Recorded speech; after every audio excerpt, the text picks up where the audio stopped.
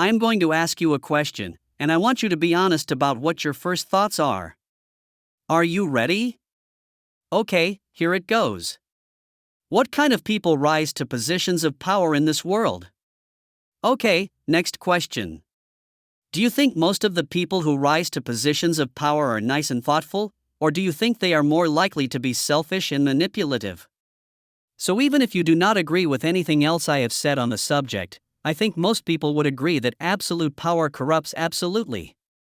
The same principle applies to business, other organizations, and politics. You don't get that far up the food chain by being a perfect little angel. All the angels out there are doing the volunteer work.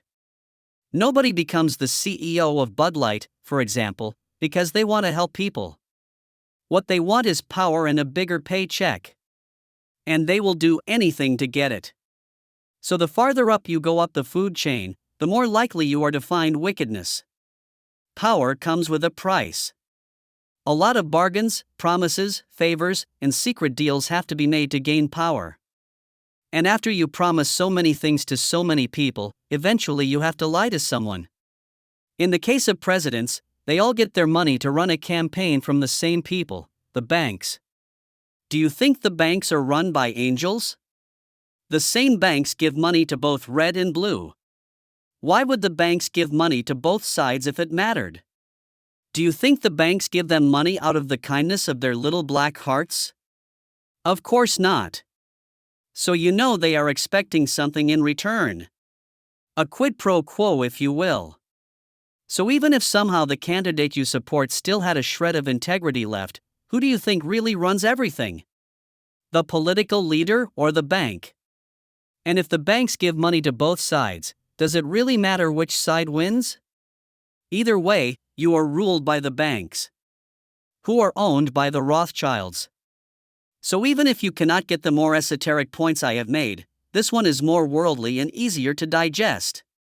One more thing that should be easy to relate to: have you ever known anyone on YouTube who has had a power trip where everything has gone to their head? Well, you can see the pride in them like an infection. It corrupts them. And I am not just talking about the kitty cat channel.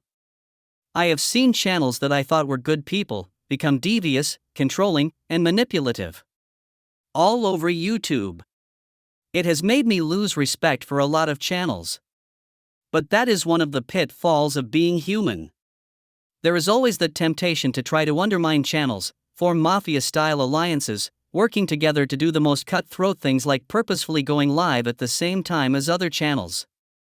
Controlling and manipulating others due to their own need for attention and money. And they do this all while waving a flag or wrapping themselves up in the cloth. Many of these people will ironically place their political idol on a pedestal, as if he was divine, as they themselves engage in the most backhanded and deceptive ways possible. But I am not judging, just making a point. We all fall short of the glory. My point is that if a candidate's political supporters can't even handle being on YouTube without allowing their egos to go unchecked and becoming corrupted, then how do they expect a flesh and blood man to gain all the power from high office and not be corrupted? Just something to consider and think about the next time you defend politics.